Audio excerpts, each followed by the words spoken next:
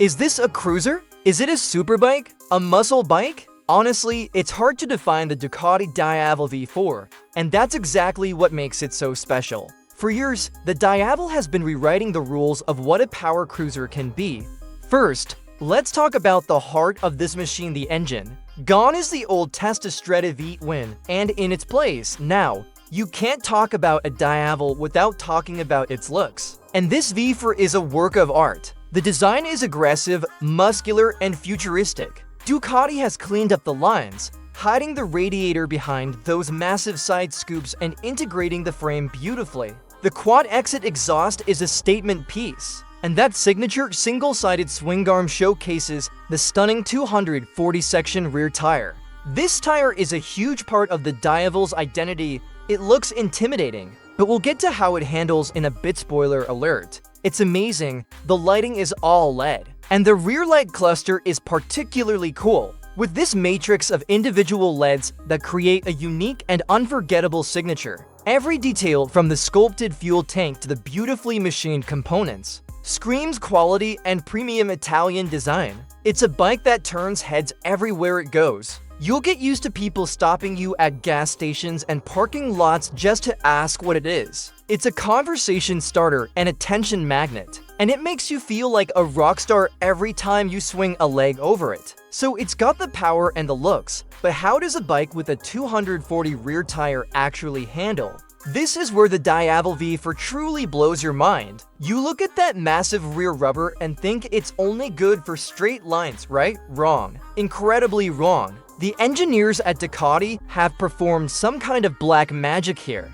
The bike feels unbelievably light and agile. Turn-in is sharp and precise, and it holds a line through corners with the stability and confidence of a sport bike. The wide handlebars give you great leverage, making it easy to flick from side to side. The chassis is a new aluminum monocoque, which is lighter and more rigid than the old trellis frame. Combined with the fully adjustable suspension 50mm, forks up front, and a cantilever monoshock at the rear, the ride is both compliant and sporty. It soaks up bumps better than you'd expect, but when you want to push it in the canyons, it's firm and communicative. You feel completely connected to the road. The braking system is top-tier Brembo-style calipers, providing immense stopping power with fantastic feel and control. It's a bike that defies physics. It shouldn't be this agile, it shouldn't be this easy to ride fast, but it is. It gives you the confidence to explore its performance limits, which are, frankly, stratospheric.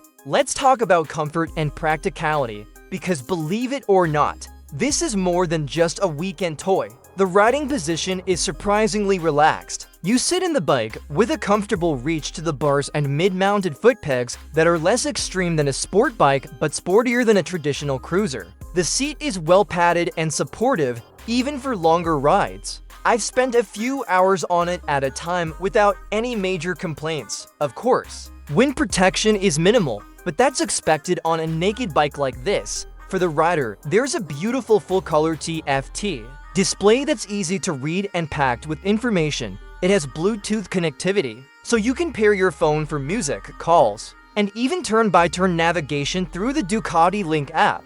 Ducati has also managed to incorporate cylinder deactivation at a standstill or at low revs. The rear two cylinders shut off to reduce heat and improve fuel economy. You can feel a slight change in the engine note, but it's a smart feature that makes city riding and traffic much more bearable, especially with the heat coming from that big V4.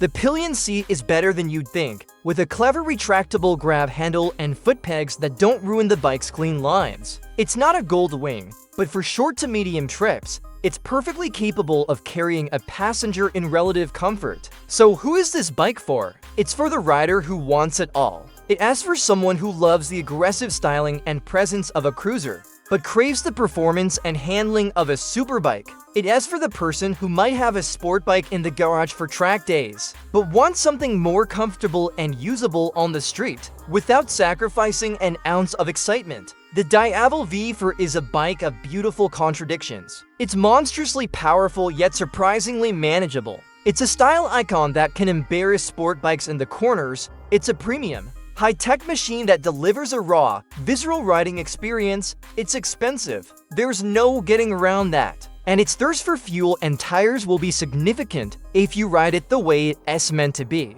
Ridden, but for that price, you're getting something truly unique. You're getting a masterpiece of engineering and design that delivers a feeling unlike anything else on two wheels. In conclusion, the Ducati Diavel V4 is not just a great bike, it's a phenomenal one. Ducati took an already iconic motorcycle and made it better in every single way. The V4 engine is a game changer, providing a level of performance and character that is simply addictive. The handling defies logic, and the styling is pure Italian sex appeal. It's a bike that makes every ride an event. Whether you're carving up a mountain road or just cruising to the coffee shop, it's an emotional purchase, a statement piece, but one that backs up its outrageous looks with even more outrageous performance. If you're looking for the ultimate power cruiser, or maybe just the ultimate motorcycle, period, the Ducati Diavel V4 might just be it. It's an absolute triumph. Thanks so much for watching.